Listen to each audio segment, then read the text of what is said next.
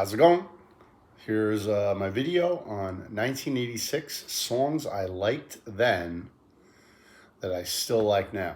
So, just to explain, it's not the best songs from 1986 because now I could probably think of a million better songs from 1986 from people that I love, like Tom Waits and who else? Maybe even Lyle Lovett. Was he out yet? Probably, yeah.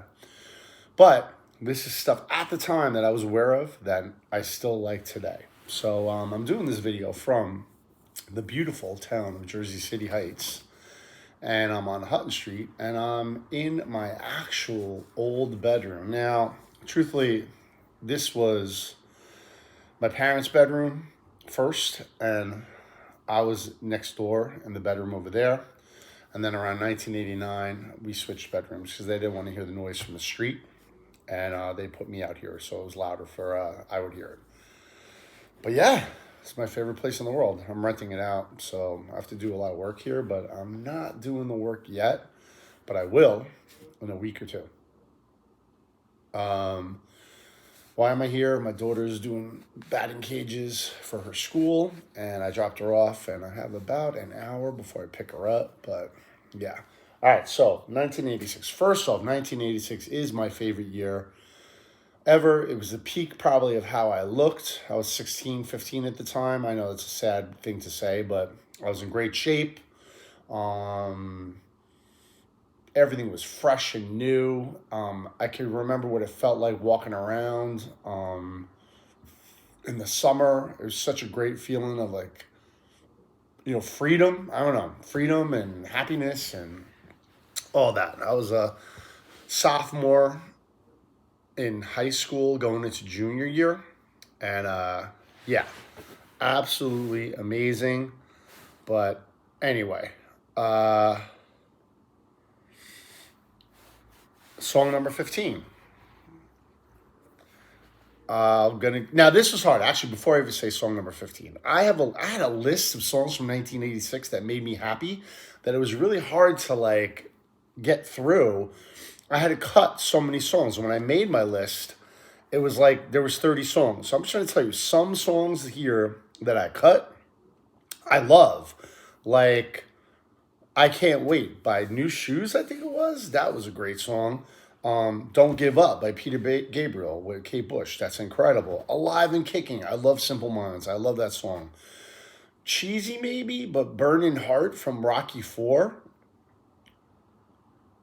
Although weirdly, I feel like that would have been the year before. Either way, whatever. So, True Colors, Cyndi Lauper, amazing. If You Leave, OMD. Like I wasn't into that type of music, but it makes me happy. Open Your Heart by Madonna. Honestly, I feel like I have to flip this because I have another Madonna tune in my top 15, but whatever. Open Your Heart by Madonna. I love Kyrie by Mr. Mister. How's that not in my top 15? Throwing It All Away by Genesis. Walk This Way by Run DMC. Dreamtime by Daryl Hall is one of my favorite songs from that time. The video was super happy, sunny. I feel like it was like flowers. Pretty in Pink, great song from that movie. Fight for Your Right to Party, man. That's not on my list. And like, not that it's a great song, but it's like epitomizes the time in a weird way. Weirdly, like I had something recently happen where I remember I dated this girl at the time. I don't want to say her name, and I can't. I sometimes I look if she's on social media and I can't find her at all. But around 86. No, it would have been 87, but I was dating her, I guess. We were hanging out. But I remember her telling me she was in a BC Boys video, like not a video like an MTV video, like a live kind of footage video that maybe was sold on VHS. And she was like hanging out with, I think it was Mike D. But just recently, my buddy Rob G was like, "Yeah, there's a video. I know what that is," and he was showing me. He sent it to me from YouTube, but I didn't watch the whole thing to see if she's in that video, but I need to. We will protect the innocent. Breakout, Swing Out Sister, right? That's a great song. And man, Only in My Dreams by Debbie Gibson. Like I love that song. I know they're silly, but at the time I loved it, and I actually still like these songs. All right, anyway. Now the real list. Number 15, Big Time by Peter Gabriel. My way, I'm making it.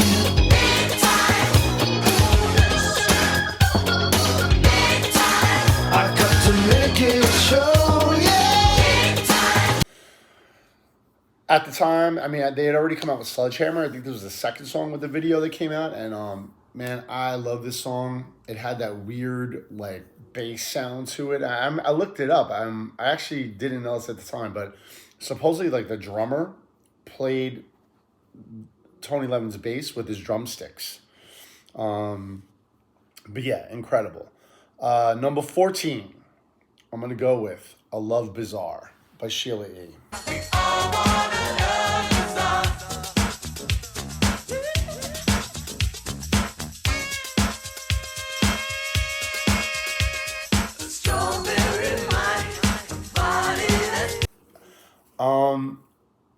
Sheila E. was my crush. I mean, Sheila E. was beautiful, is. But at the time, I mean, something about Sheila E. was like just amazing. And I know it was co-written by Prince. And in my last video, I kind of was saying how I don't love Prince. But Prince, I mean, Prince is incredible. So I know he sang on it and co-wrote it. But that it just reminds me of Love Bizarre. I remember being a kid, walking on Bergen Line Avenue, say, in Union City. And, like, I came from the Heights, and when you would go to, like, Union City when I was a kid, it was a different world, and there's all these Latina girls, and I just remember being, like, blown away by how everyone looked. It was like, wow, everyone here is beautiful, you know? And I would usually just go up there to the music store, Pastor. There was a music store called Pastor that I would get my strings at. And I guess, I don't know if I took a bus there. I feel like I could have walked. It wasn't that bad. It wasn't that far, maybe an hour walk. But yeah, it was a different world in Union City. And I remember just being blown away by how everyone looked. Yeah, okay, so Love Bizarre. And Sheila E. kind of fits that bill. Number 13, Wasted Years, Iron Maiden. What a great song. There's not much to say about it, just that it's an incredible song. Steve Harris has that gallop on it, the bass gallop. And I love Iron Maiden. Iron Maiden's in the Rock and Roll Hall of Fame? I don't think they are, right? If they're not, they should be. I mean, I could be wrong on this. I should look it up. But if they are not, that's a travesty, dude. Iron Maiden, Thin Lizzy. How's Thin Lizzy not in the Hall of Fame? Oh, my God. That gets me really mad. Okay. Number 12. I'm kind of going through this quicker than the last video, right? Number 12, Behind the Wall of Sleep, Smithereens. She had hair like Jeannie Shrimp, turned back in 1965. She had legs that never ended. I was halfway paralyzed. One of my favorite songs. She had hair like Jeannie Shrimpton back in 1965. She had legs that never ended. I can't remember the next lyric, but great tune. Smithereens from New Jersey. I actually used to play a bar down in South Amboy. The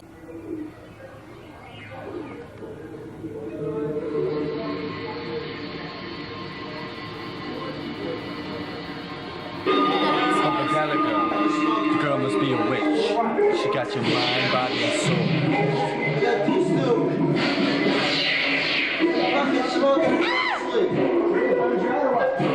Stay away!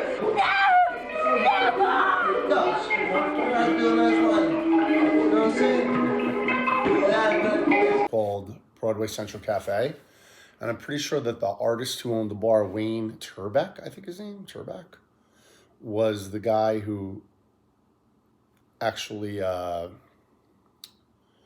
did the cover work for one of their albums, if I'm not mistaken, or a single, something like that. But it's pretty cool.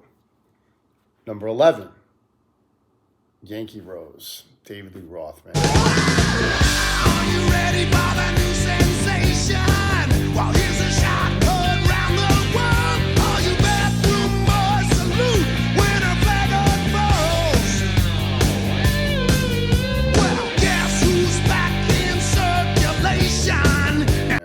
He was on my last top 15 also.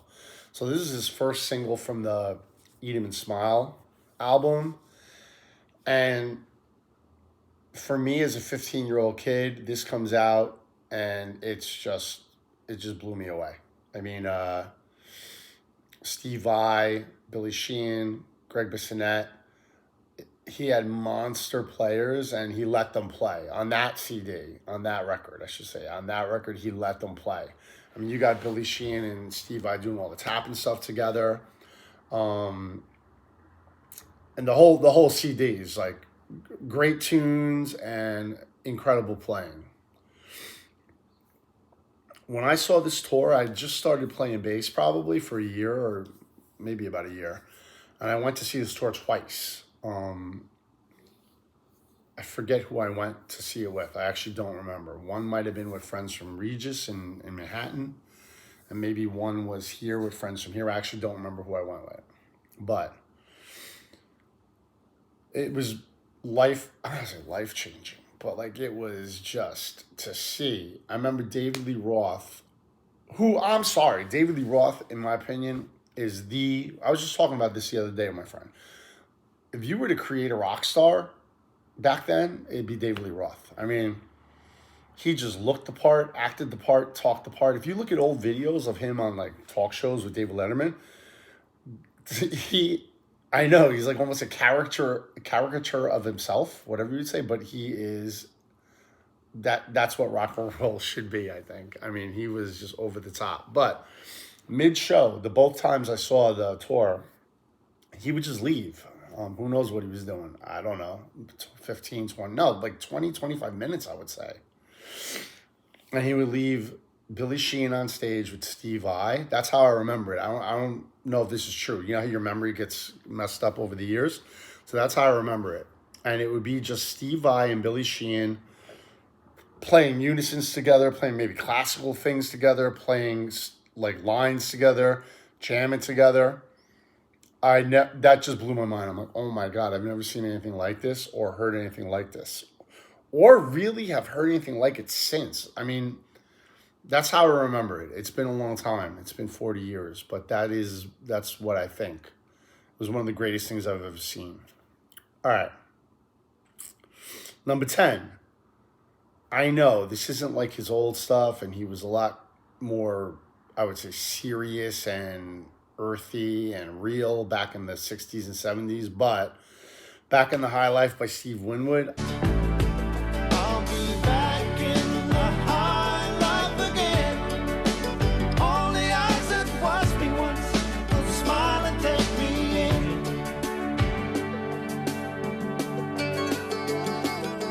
I love that song, man. It makes me so happy. It still does. Something about that song just makes me happy. I have another song in here that's the same way. It just makes me happy. It brings me to that place of like, everything's good. Life's going to be okay. Back in the High Life. All right, number 9. Howard Jones, No One Is to Blame. You can look at the menu, but you just can't eat. You can feel the cushions, but you can't have a seat. You can dip your foot in the pool. Same thing. I mean, I remember just feeling when I heard this. I mean, it's kind of a sad song. Obviously, it's sad, but it makes me happy, like the way it feels and everything. But the lyrics are really sad. But Howard Jones is incredible. I remember he had a song later, Everlasting Love, that I liked a lot. And I think it's going to get better, right? I mean, it's great stuff. But this was I do this still. This guy I play with, Keith Blue, does this song at gigs sometimes, and it makes me just super happy to do this song. All right, number 8. I feel like I almost want to swap out the other Madonna song for this, but Live to Tell. Too blind to see the writing on the wall. A man can tell 1,000 lies I've This is a better song, Live to Tell. I don't know who wrote this song. I feel like it wouldn't have been obviously just her, but I don't know who was a writer with her. If she co-wrote it, I should look it up. I'll try to look it up. But just a well-crafted song. It's moody.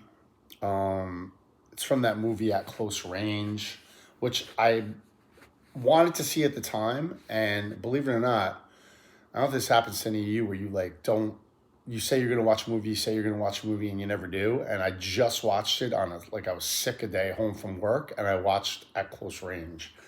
And it was good. It was really good. I'm trying to think of other movies like that I have never seen that I need to. Apocalypto, 300. These are movies that I feel like I should see, but I've never seen. There's a ton more. Fried Green Tomatoes. I don't know. Never saw that. Okay. Well, let's move on from that. All right. So number 7. One of my favorite songs ever. For Happiness. When this song comes on, I actually feel like it's God giving me a sign that everything's going to be all right in the world. Okay. Take Me Home by Phil Collins.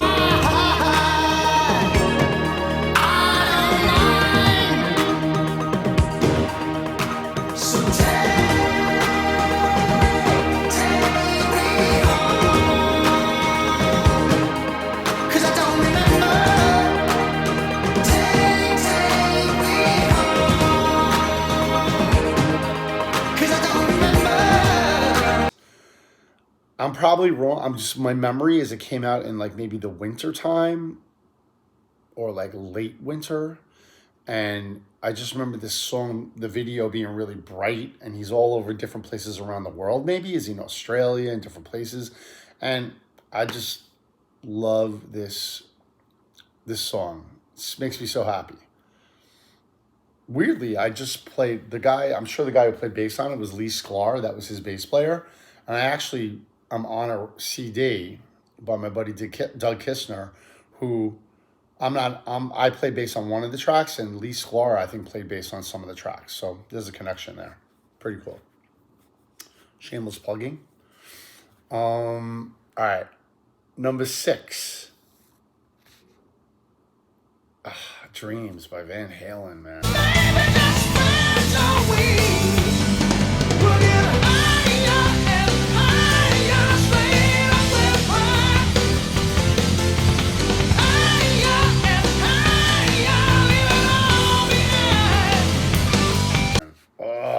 I love this record by Van Halen. 5150 is my favorite Van Halen record. And I know people will be like, what? David Lee Roth era was better? Yes, the David Lee Roth era was way better, without a doubt. But I'm sorry, 5150, I still say is my favorite Van Halen record. I love the song. It's probably because of the time of my life when that came out. I know, like, objectively, Van Halen 1, Van Halen 2, Women, Children First, Fair Warning, they would be all better records than 5150. For me, how it felt at the time, how it made me feel, my memories, 5150 is it. That's like, Summer Nights, Love Walks In, Dreams, Why Can't This Be Love? What else is on there? I can't think right now, but I love that whole record. Okay. Moving on. And Sammy Hagar, by the way, still sings his butt off. Absolutely sings his butt off. My friend Jim sent me videos from he saw him live, and dude, the dude's still, obviously missing, he can't hit maybe some of those high notes, but in general, ooh. Why to go? All right. Number 5, The Way It Is by Bruce Hornsby. That's just the way it is. Some things will never change. That's just the way it is. But don't you believe that? At the time when The Way It Is came out, I just felt like it was so unique. Like, it felt like something I hadn't heard before. And, now looking back, it was super like synthed up, and I know it had the piano, but I feel like was it a synth bass? It sounded like a synth bass, but yeah, definitely what would you say, like produced, but I love the lyrics in it. I love the message. I love his voice. I love his playing. I feel like that kind of like piano in a song was different than anything I'd heard before. Anyway, love it. Number 4, Don't Dream It's Over by Crowded House. Hey now, don't dream it's over. Hey now, when the world comes in, they come to build a wall between us. Just, this could be number 1. I mean, just an amazing song, well written. Like a perfect song, I would say. A perfect song. I remember when it came out at the time thinking, wow, this is just beautiful. It's hard to top perfect songs. Number 3, These Dreams by Heart. Every second of the night, I live another life. These dreams that sleep when it's cold outside. Every moment I'm awake, the further I'm away. I love all that 80s Heart stuff, like These Dreams, Alone, Never, all that stuff. What About Love? That's my favorite Heart era, even though I know, again, the earlier stuff would be more what critics like and what would be considered the better stuff. Again, it's just the time I grew up in that I love Heart. I love that 80s Heart. We play 80s Joel, only 80s Joel.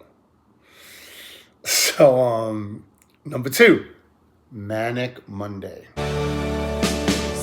o'clock already, I was just in the middle of a dream.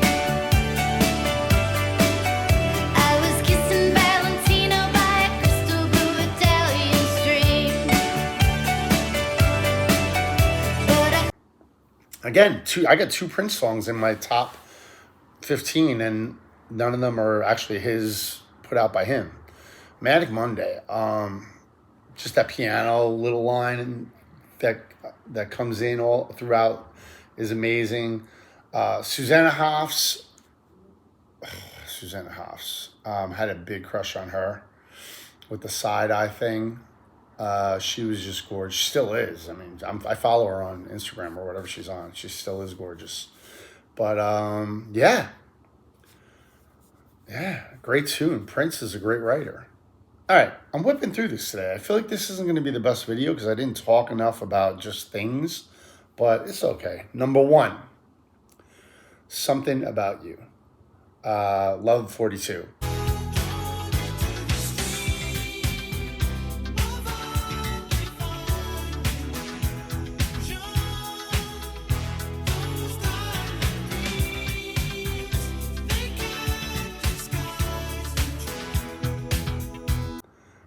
This is really the only Level 42 song that I really know well. And I know, like, Mark King is like a bassist extraordinaire with the slap and stuff. And I just know this, really. Even still, I don't listen to a lot of Level 42.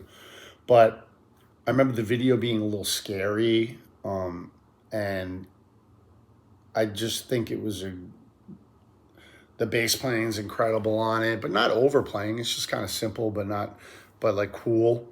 And yeah, to me, this is these songs epitomize 1986 to me. So I did this video shorter. It's 20 minutes about, and I really, when I watch videos on YouTube, I'd like kind of watching 20-minute videos, but I feel like I whipped through it. My other one was maybe 30 minutes. This I kind of sped through. I don't know. I'm new at this, so I'm new at this. What I'm doing now, I'm new at. I've done other videos on YouTube, but all right.